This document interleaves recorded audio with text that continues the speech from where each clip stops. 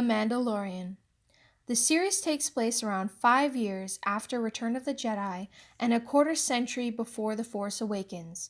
That gives us just enough time for the powerful grip of the Empire to fade, but before the First Order has time to become powerful yet. And although they do not specify where they are or which planets they will be visiting in The Mandalorian, we are expected to be traveling quite a bit in the future episodes. So far, the Empire has already lost the battle for Jakku, and the remains of the Empire was taken over by Imperials who had Emperor Palpatine's special maps taken from a secret cache on Jakku to an unknown region where they would eventually become the First Order. But that happens, like I said, a quarter of a century after where The Mandalorian starts. The New Republic has not yet been formed by the Rebellion, and so the galaxy is still in chaos. The Mandalorian, played by Pedro Pascal, whose face we do not see at all during the series because of the Mandalorian Code, or it is the way, as they say, where they wear their helmet as a badge of honor and never reveal their faces to strangers, which is a rule that was unknown in any previous Star Wars, that a Mandalorian cannot remove their helmet in front of another person, and if they did, they would no longer be considered a Mandalorian.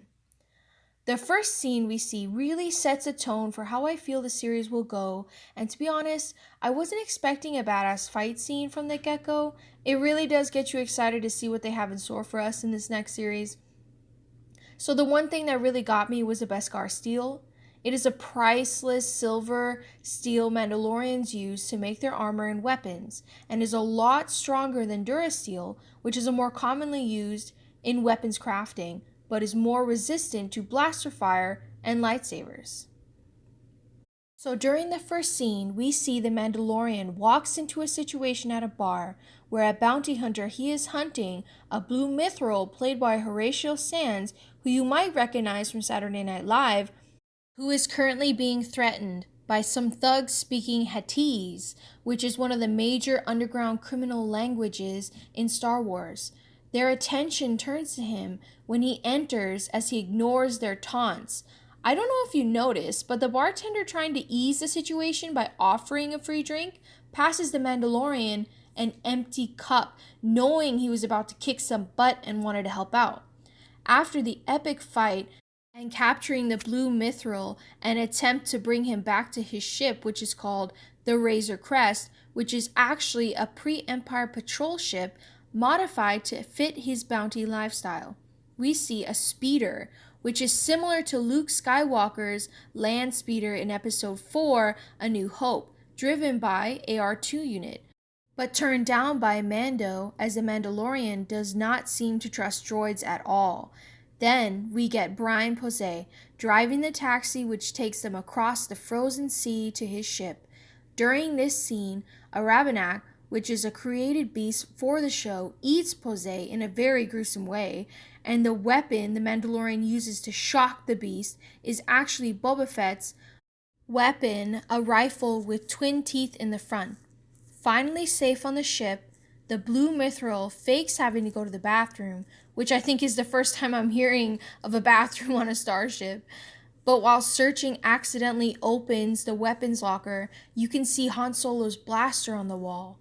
And then he stumbles upon the Carbonite bounties, where he sees some of the major characters from the original series, from A New Hope to Return of the Jedi. The Bounty Hunters Guild, with administrator played by Carl Weathers, is still fairly new, as it was only started after the fall of the Empire. When we learn the client played by Werner Herzog, who you may know from a character on Rick and Morty Season 2 Interdimensional Cable, as the Mandalorian comes to the meeting spot for his new client, we can see that the droid that opens the door for him is the same droid that manages the door at Jabba's palace. We get a moment of tension with the Mandalorian and the stormtroopers, and then it's down to business. By the client's necklace, we can kind of guess that he plays a former Imperial magistrate trying to secure some power now that the Empire has been defeated. He has a small detail of stormtroopers and what looks like an Imperial doctor with him. He offers the Mandalorian a piece of Beskar steel and makes it very clear he wants the bounty terminated. while the Doctor, on the other hand, insists that it be brought back alive. Later, when Mando returns to his clan and seeks new armor made from the Beskar steel given to him from the client, he gives it to the weaponsmith, in which she says was probably taken from them during the Purge when the Empire gathered all of the remaining Beskar after most of the Mandalorians were killed, and is likely where the reward for the bounty is coming from. When Mando says that he does not have a signet, that means he is not yet recognized by any clan.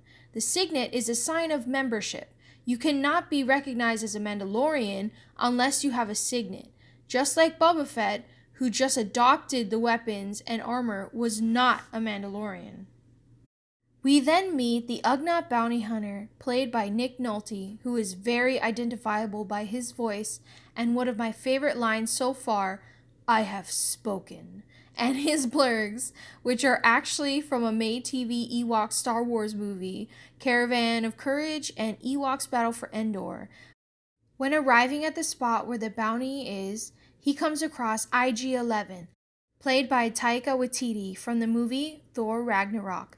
As he says, his character is like a wonky-looking Terminator, and you can definitely get a sense of his personality during that first shootout scene with Mando, where they both pair up to acquire the bounty, who is heavily guarded. They even show a giant blaster Gatling gun, which is so cool. And to be clear, the self-destruct device IG-11 keeps attempting to use is actually a thermal detonator, which, if you are a fan, you will remember is also the same one Leia used in Jabba's palace in Return of the Jedi. Now, the most awesome part is the bounty.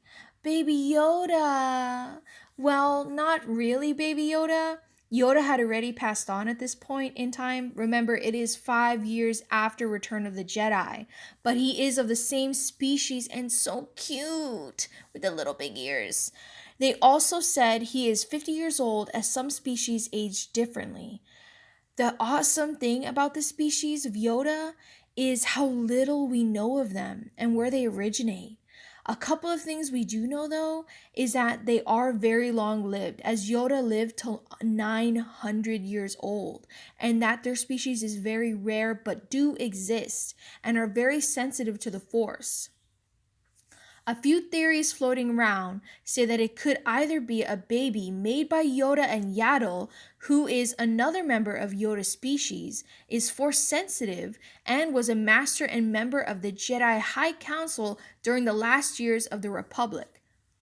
Or another theory, if you noticed, the Imperial Doctor seen with the client has the same symbol on his sleeve as they did at the cloning facility on Kamino in Attack of the Clones. So is this the son of Yoda? A clone? Well, we will see hopefully soon in the next episodes to come, but you can definitely understand why the client will want him gone, as he could be a huge threat to any plans for the future. And as IG-11 tries to accomplish the bounty by killing Baby Yoda, the Mandalorian stops him by shooting him down, which personally I almost cried. I was in tears thinking Yoda is smiling down at you right now, thinking back to one of the last scenes in Return of the Jedi when you can see Anakin Skywalker joining Obi-Wan and Yoda in death.